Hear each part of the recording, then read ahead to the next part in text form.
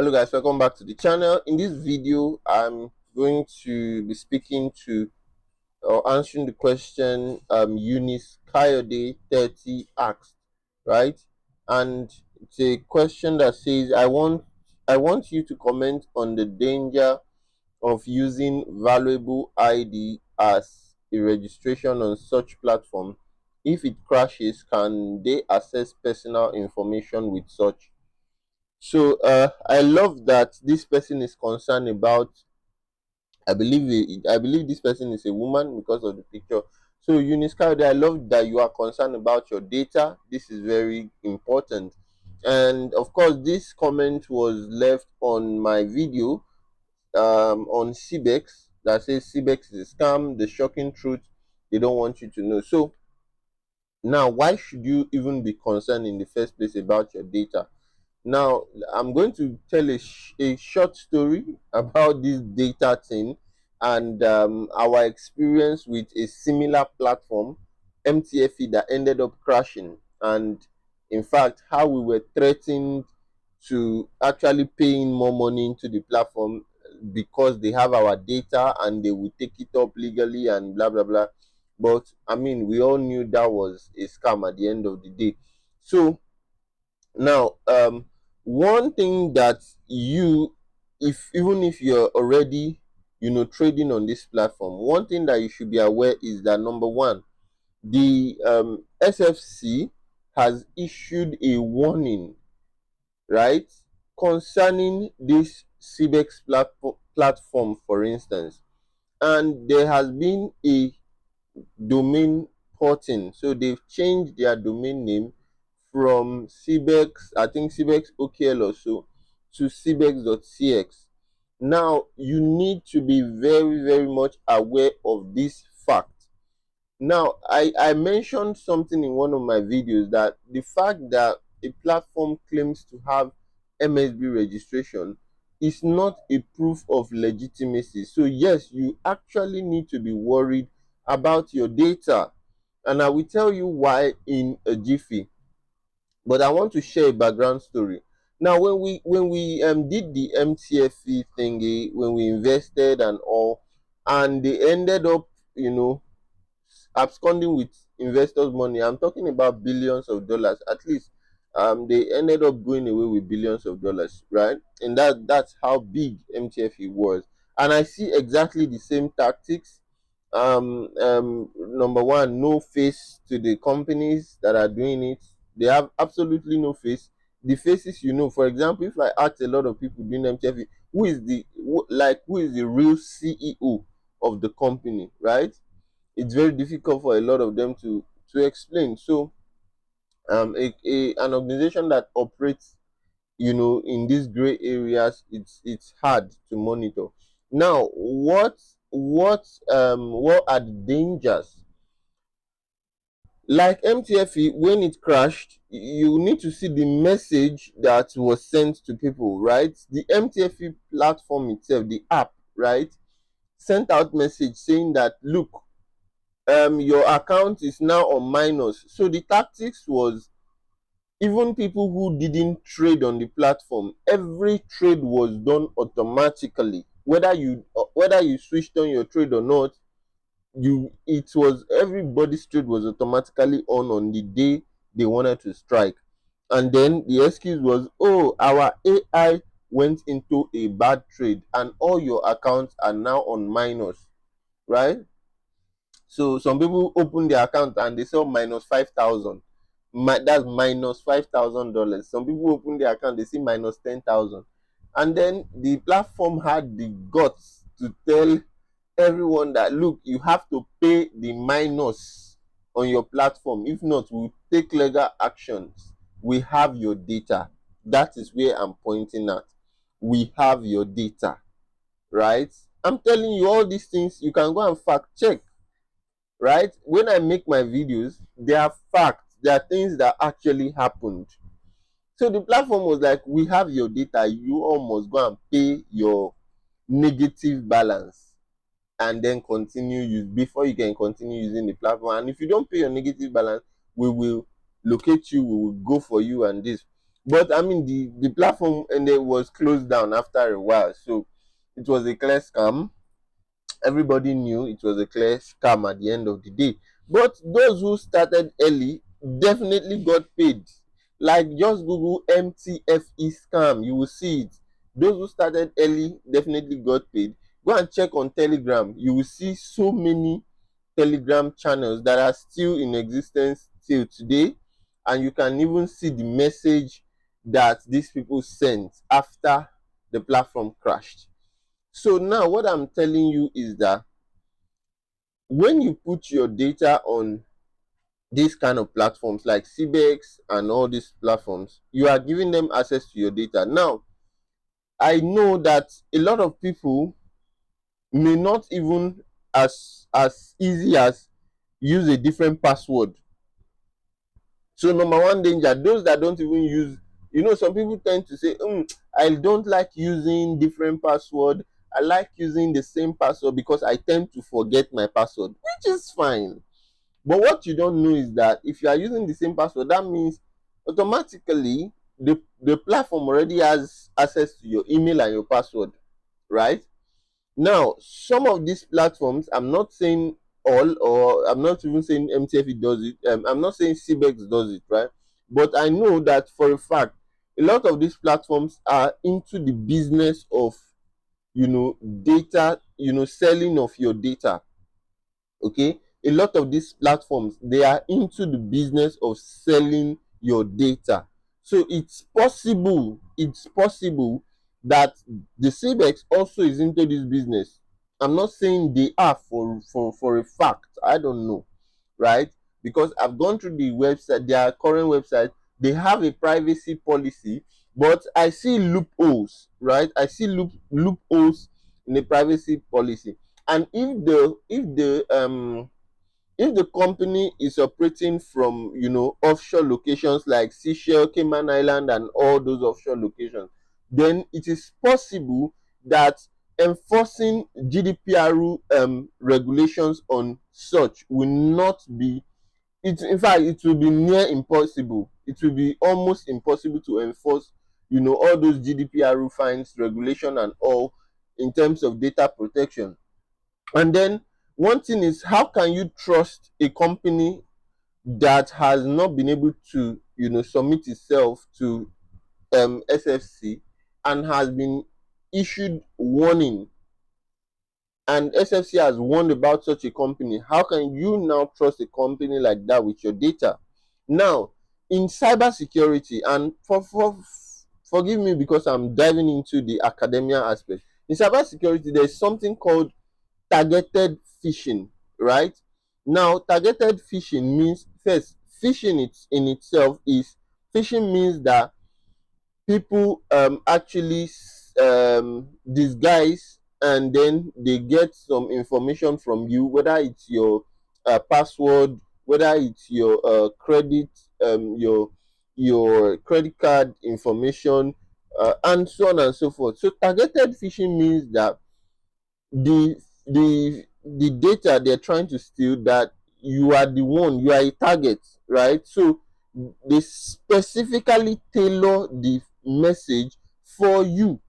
So for example, they may tailor, if someone wants to do perform a targeted phishing at me, that means he already has some information about me, and then he's specifically mentioning my name in maybe an email, a message, SMS, or whatnot, right? So they can do that to you as well.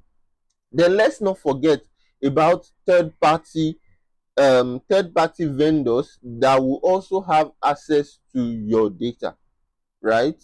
Whether it's affiliate platforms or any of these things. So there are also third party vendors that may also have access to your data, and then you are compromised. Now, what can you do is even what I want to really talk about in this video. What can you do to protect your data online, even if you have used your data in platforms like this? So number one, you can check a particular website called Have I Been Pwned. So you can check this website, yeah. check if your email has been compromised, right? So you can input your email here. Have I been pwned? Pwned. That's the pwned, the spelling of the pwned. So have I been pwned.com. You can check you can input your email here if there has been any data breach, your email has been compromised online. And then if you find your email here, you know you need to change your password. Another thing you can do to protect your data online is that there is something called 2FA, okay, in security generally, something called 2FA. So 2FA means two-factor authentication. So in that two-factor authentication, it means that every of your app you enable two-factor authentication. For example, your social media apps, right?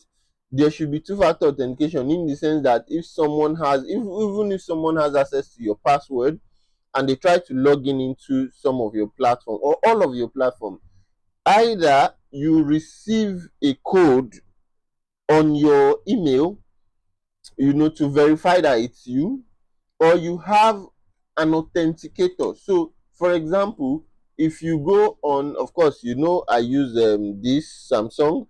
If you go on the Play Store, there is what we call the authenticator. So there is Google Authenticator, Microsoft Authenticator, and so on. There are so many of them. So if you look, you see Google Authenticator. So you can install Google Authenticator. There's Microsoft Authenticator, right? So I mean, Google and Microsoft, it's not like they are completely free from this. No, but um, yeah, at least you can trust Google and Microsoft to an extent, right? To an extent with your data. Of course, many of these companies have had lawsuits on data protection, data privacy policies, many. And you would even find big names in this industry, like Elon Musk complaining about Microsoft and Google data policies and all that kind of stuff. Okay, but these are companies that will face serious sanctions if anything goes wrong as regards storage and use of data. So you want to use at least this kind of authenticators, so that before someone gains access to, whether it's your email, whether it's your social media account, whether it's your bank details and all these things, you need my phone to gain access to, let's say, my social media account, right? You need to be with my phone, right? So that is the summary of what I'm saying. But the what should I call it, the best you can do really is to avoid questionable platforms. That is just the best thing you can do, to avoid questionable platforms. So like I said, a platform that the SSC has warned, right? Let me even show that. SFC warning on CBEX. So let me just quickly search SFC warning on CBEX. You go to, okay, so you can see the warning is right here. So CBEX group, and so you can see the warning is right here. I'm not making anything up. Look at it. CBEX group operates with this website, cbexokl.com. But even this website, they have changed it. So if you open this website now, it will not go. They've changed, they've dumped this website, right? So, and again, if you don't know what SFC is, I mean, I don't know. So there are regulatory bodies that you should pay attention to. SFC is one of such regulatory bodies, right? And SFC will not issue a warning until verifiable facts and complaints have been brought forward before the SFC, right? Even BitGet Pro. I remember BitGet Pro was big at that time, but look at BitGet Pro KL. Also, they issued a warning on them too. So I remember BitGet Pro I don't know if they are still using the same website. I don't know if they are still using the same website, but as you can see, I think they've abandoned this BitGet Pro KL. Let me see, have they abandoned this? They will also abandon BitGet Pro MC.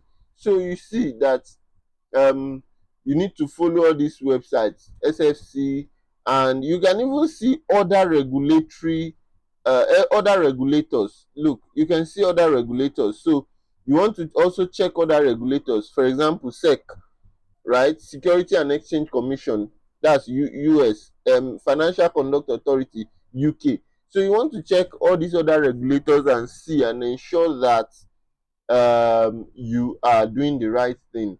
Now, I also mentioned something because I'm seeing a pattern where all these new platforms that are coming up are leveraging on to still deceive a lot of people, where they say, oh, we have MSB registration.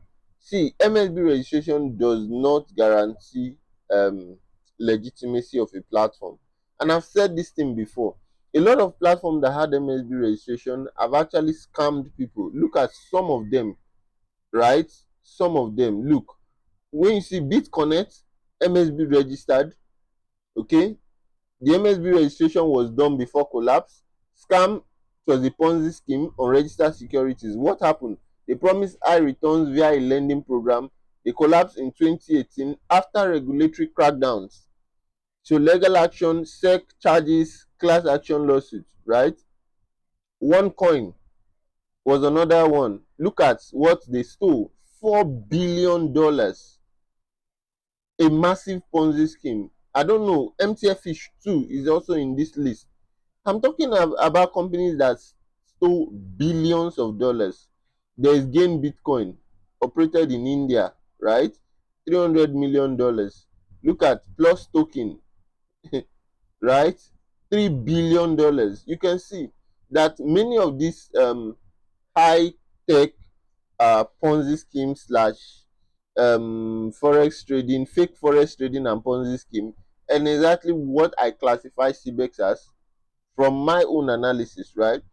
And then you see this one stole $1 billion. Again, why do scams get MSB registration?